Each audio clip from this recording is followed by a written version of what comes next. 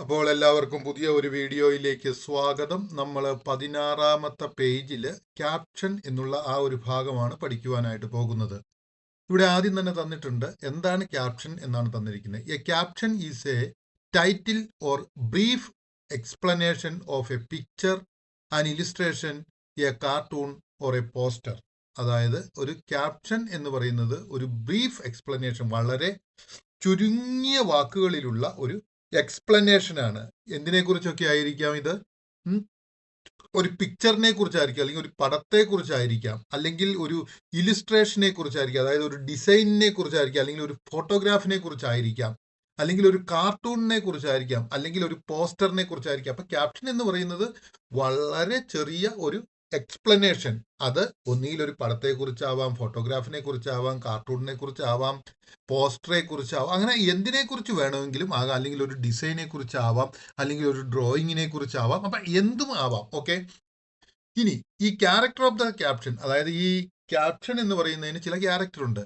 Captions are interesting because they distil thoughts. അതായത് നമ്മൾ മനസ്സിലാക്കുക, ക്യാപ്ഷൻസ് വളരെ ഇൻട്രസ്റ്റിംഗ് തരുന്നതാണ്. കാരണം എന്താണെന്ന് വെച്ചാൽ അവ ഡിസ്റ്റിൽ എന്ന് വെച്ച് കഴിഞ്ഞാൽ ഇവിടെ പ്യൂരിഫൈ അവർ തോട്ട്സ്, അതായത് നമ്മളുടെ ചിന്തയെ മറ്റൊരു ലെവലിലേക്ക് കൊണ്ടുവന്ന് അത് നമ്മളെ നല്ല ഒരു ചിന്തയിലേക്ക് കൊണ്ടുവരുന്നു. തോട്ട്സ്, എമോഷൻസ്, നമ്മളിൽ ഉണ്ടാകുന്ന വികാരങ്ങളെ, അതുപോലെ or context into just a few impactful words, അതായത് നമ്മളെ അല്ലെങ്കിൽ മറ്റൊരു കോണ്ടെക്സ്റ്റിലേക്ക് ഇമ്പാക്റ്റ് ഉണ്ടാകുന്ന ചില വേർഡുകളോടി ഉണ്ടാകുന്നു. Often sparking curiosity or connection with the audience. അതുപോലെ തന്നെ ഇത് കേൾക്കുന്ന ഓഡിയൻസിന് വളരെയധികം ഒരു ക്യൂരിയോസിറ്റിയും ഉണ്ടാക്കുന്ന കാര്യമാണ് ഈ പറയുന്ന ക്യാപ്ഷൻസ്. ഓക്കെ, നമുക്ക് ഇവിടെ 3 പടങ്ങളാണ് തന്നിരിക്കുന്നത്. എന്നിട്ട് നമ്മളോട് ഇവിടെ പറഞ്ഞിരിക്കുന്നത് എന്താണെന്ന് ചോദിച്ചു കഴിഞ്ഞാൽ, ക്യാപ്ഷനുകൾ എഴുതുവാനായിട്ടാണ് നമ്മളോട് പറഞ്ഞിരിക്കുന്നത്, അല്ലെങ്കിൽ നമ്മളോട് ഇവിടെ പറഞ്ഞിരിക്കുന്ന എന്താണ്, now write a suitable captions for the following. അതായത് 3 പടങ്ങൾ തന്നിട്ടുണ്ട്. ആ 3 പടങ്ങൾക്കും ഓരോ ക്യാപ്ഷൻ എഴുതുവാനാണ് നമ്മളോട് പറഞ്ഞിരിക്കുന്നത്. ഓക്കെ, അപ്പൊ നമ്മൾ ആദ്യത്തെ പടം തന്നെ എന്താണെന്ന് നോക്കിക്കേ. ഒരു മനുഷ്യൻ ബെഗറായിട്ടിരിക്കുകയാണ്, അല്ലെങ്കിൽ ഒരു ഭിക്ഷ യാചിച്ചുകൊണ്ടിരിക്കുന്ന ഒരു മനുഷ്യന്റെ അടുത്ത് അദ്ദേഹത്തിന്റെ പട്ടി അദ്ദേഹത്തിന്റെ അടുത്ത് തന്നെ നിൽക്കുന്നതായിട്ടുള്ള ഒരു പടമാണ് തന്നിരിക്കുന്നത്. അപ്പൊ ഞാൻ അതിനൊരു ക്യാപ്ഷൻ എഴുതിയിരിക്കുകയാണ്, true friends never leave you alone in the time of struggle. അതായത് നല്ല മിത്രങ്ങൾ ബുദ്ധിമുട്ടിന്റെ സമയത്ത് നിന്നെ ഒറ്റയ്ക്കാക്കില്ല. ഇവിടെ ഈ പട്ടി ഏറ്റവും നല്ലൊരു മിത്രമായിട്ട് കാണുകയാണ്. കാരണം ഒരൊറ്റ മനുഷ്യൻ പോലും അദ്ദേഹത്തിന്റെ അടുത്തില്ല, പക്ഷെ ആ പട്ടിയുടെ അടുത്തുള്ളത് ആകെ ആ മനുഷ്യന്റെ അടുത്തുള്ളത് ആകെ ഒരു പട്ടി മാത്രമാണ്. അപ്പൊ അതുകൊണ്ട് ട്രൂ ഫ്രണ്ട്സ്, അതായത് സത്യസന്ധരായ friends, never leave you alone, ഒരിക്കലും നിന്നെ ഒറ്റയ്ക്ക് വിടുകയില്ല. In the time of struggle, അതായത് ബുദ്ധിമുട്ടിന്റെ സമയത്ത് നിന്നെ സത്യസന്ധരായ ഫ്രണ്ട്സ് ഒരിക്കലും വിടുകയില്ല. Be kind. അടുത്തതായിട്ട് നമുക്ക് തന്നിരിക്കുന്ന എന്താണെന്ന് ചോദിച്ചു കഴിഞ്ഞാൽ, വളരെ അവശതയിലിരിക്കുന്ന ഒരു പെൺകുട്ടി മറ്റൊരു അവസ്ഥയിലിരിക്കുന്ന കുട്ടിയെ താങ്ങിപ്പിടിച്ച് അതിനെ സംരക്ഷിക്കുന്ന രീതിയിൽ ഒരു പിടുത്തവുമായിട്ടിരിക്കുകയാണ്. അപ്പൊ ഞാൻ അതിനുവേണ്ടി ഒരു ക്യാപ്ഷൻ എഴുതിയത് എന്താണെന്നറിയാവോ? Be kind even in your struggle. അതായത് നീ ദയയുള്ളവളായിരിക്കണം നിൻ ബുദ്ധിമുട്ടുന്ന സമയത്തും. ഇവിടെ ഈ കുട്ടി ബുദ്ധിമുട്ടിക്കൊണ്ടിരിക്കുമ്പോൾ തന്നെയാണ് മറ്റേ കുട്ടിയെ സംരക്ഷിച്ചുകൊണ്ടിരിക്കുന്നത്. ഓക്കെ, മൂന്നാമതായിട്ട് നമ്മൾ കണ്ടിരിക്കുന്നത്, ഒരു കുട്ടി പേപ്പർ ബോട്ട് ഉണ്ടാക്കി ഒരു ആറിലൂടെ, അല്ലെങ്കിൽ ഒരു തോടിലൂടെ, അല്ലെങ്കിൽ ഒരു പുഴയിലൂടെ, അല്ലെങ്കിൽ അരുവിയിലൂടെ ഒഴുക്കുന്നതായിട്ടാണ് കാണുന്നത്. അപ്പൊ ആ കുട്ടി എന്താണ് എഴുതുന്നത്? അപ്പൊ ഞാൻ അതിനകത്ത് ഇമാജിൻ ചെയ്തിരിക്കുകയാണ്, ആ കുട്ടി അവന്റെ ചിന്തകളെല്ലാം അതിനകത്ത് എഴുതി വെച്ച് മറ്റൊരു രാജ്യത്തേക്ക് അല്ലെങ്കിൽ മറ്റൊരു സ്ഥലത്തേക്ക് വിടുകയാണെന്നുള്ള ഒരു രീതിയിലാണ് ഞാൻ ഇതിനെ കണ്ടത്.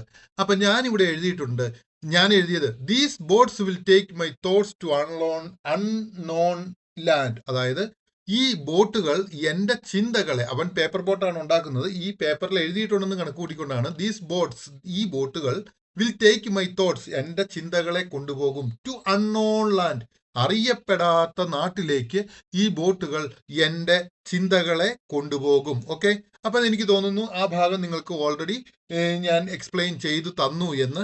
ഇനി നമ്മൾ പോകുന്നത് എന്താണെന്ന് ചോദിച്ചാൽ 5-ാമത്തെ ചോദ്യമാണ്, 16-ാമത്തെ ചോദ്യം.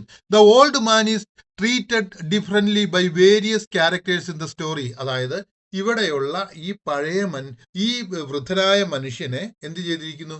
വ്യത്യസ്തങ്ങളായ ആൾക്കാർ ഈ സ്റ്റോറിയിൽ വ്യത്യസ്തമായ രീതിയിലാണ് ട്രീറ്റ് ചെയ്തിരിക്കുന്നത്. ഡിഫറെൻ്റ്ലി, വ്യത്യസ്തമായിട്ട്, ബൈ വേരിയസ് വ്യത്യസ്തരായ people, characters in the stories.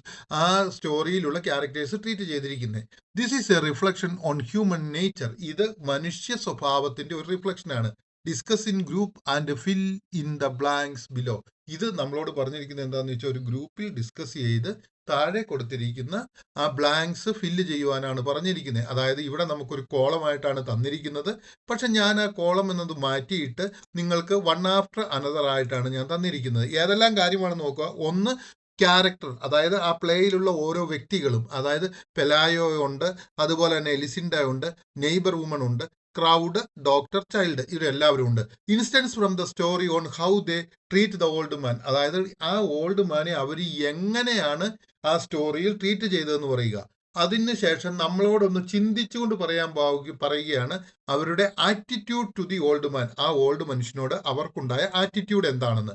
Okay, അപ്പൊ ഒന്നാമതായിട്ട് നമ്മൾ പറയുകയാണ് പെലായോ എങ്ങനെയാണ്?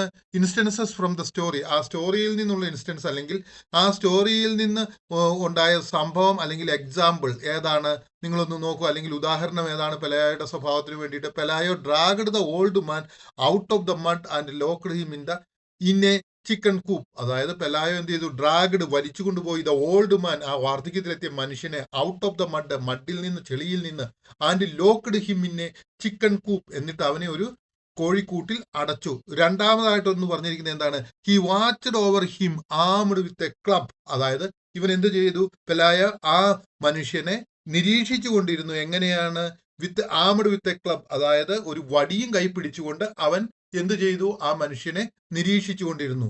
അപ്പൊ ഇത് രണ്ടുമാണ് സ്റ്റോറിയിൽ നിന്നുള്ള സംഭവമായിട്ട് ഞാൻ എടുത്തിരിക്കുന്നത്. ഇവിടെ അവനുണ്ടായിരിക്കുന്ന ആറ്റിറ്റ്യൂഡുകൾ, മനോഭാവം എന്താണ്? ടു ദ ഓൾഡ് മാൻ, ആ വൃദ്ധനോട് ഈ പെലായക്കുണ്ടായ ആറ്റിറ്റ്യൂഡ്. ഒന്ന്, ഫിയർഫുൾ ആയിരുന്നു, അതുകൊണ്ടാണ് വടി കൈ പിടിച്ചോണ്ടിരുന്നത്. ഡിറ്റാച്ച്ഡ്, അവനുമായിട്ട് കൂടുതൽ ബന്ധമൊന്നും ഉണ്ടായിരുന്നില്ല. പ്രാക്ടിക്കലായിരുന്നു, കാരണം അവന്റെ കുടുംബത്തിന് അപകടം വരാതിരിക്കാൻ വേണ്ടിയിട്ട് അവനെ കൊണ്ടുവന്ന് കോഴിക്കൂട്ടിൽ അടച്ചു, രണ്ടാമത് വടിയെടുത്ത് കൈപ്പിടിച്ചു.